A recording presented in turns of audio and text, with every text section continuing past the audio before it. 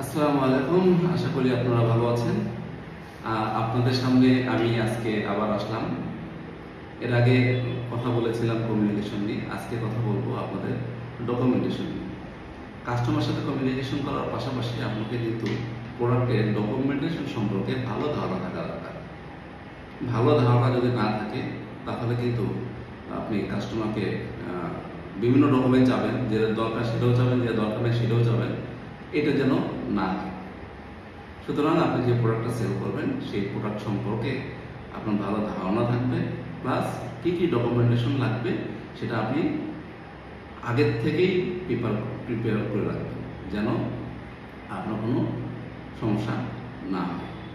কারণ প্রপোজালটা রেডি করে যখন আপনি পাঠাবেন আপনার কনসার্ন ডিপার্টমেন্টে, তখন তার দেখা পরে আবার অনেকগুলো কোয়ারি আপনাকে দিয়ে দেয়, তাহলে কিন্তু আপনার কাস্টমার আপনাকে বলবে যে ভাই এগুলো তো আপনি আগেই নিতে পারবেন। কিন্তু সুতরাং আপনি এই কাজটা করবেন না। আপনি চেষ্টা করবেন ডকুমেন্টেশন প্রপারলি কাস্টমার কাছ থেকে কালেক্ট করতে। প্রপারলি ডকুমেন্টেশন কালেক্ট করতে গেলে আপনি কিন্তু কিছুটা বেনিফিটেড হবেন। কীরকম বেনিফিটেড হবেন সেটা এখন আপনাদের বলছি।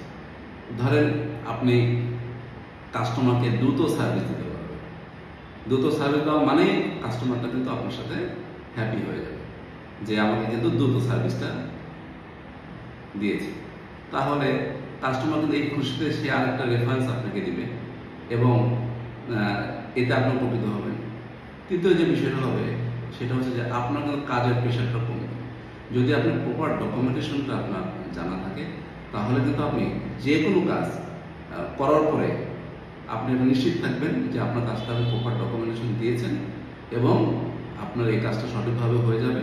আপনি অন্য কাজেও কিন্তু মনোনিবেশ করতে পারবেন। সুতরাং আপনাকে প্রপার যে প্রোডাক্টটা সেল করবেন ওই প্রোডাক্টের প্রপার ডকুমেন্টেশন আপনি ভালোভাবে জেনে রাখবেন এবং সেটা যেন সঠিকভাবে কালেক্ট করতে পারেন এবং আপনার কনসার্ন ডিপার্টমেন্টে পাঠাতে পারেন।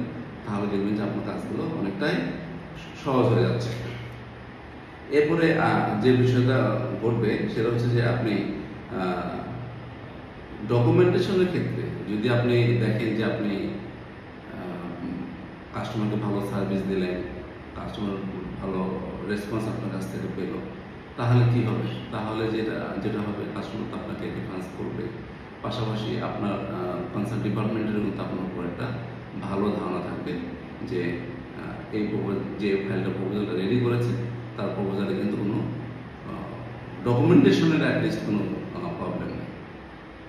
সুতরাং আপনি যে প্রোডাক্ট নিয়ে কাজ করবেন সেই প্রোডাক্টের ভালো একটা ধারণা নিয়ে রাখবেন যেন আপনি কাজটা সঠিকভাবেই এবং সময় অপচয় কম করে যেন আপনি কাজটা দ্রুততার সাথে করতে পারেন এবং কাস্টমারকে খুশি করতে পারেন। সুতরাং আপনি কী করতে হবে? আপনার কাস্টমারকে সঠিকভাবে ডকুমেন্ট সম্পর্কে জানাইতে হবে এবং আপনাকে কালেক্ট করতে হবে। সুতরাং আজকে এই পর্যন্তই। ইনশাল্লাহ দেখা হবে অন্য এক সময়। ধন্যবাদ।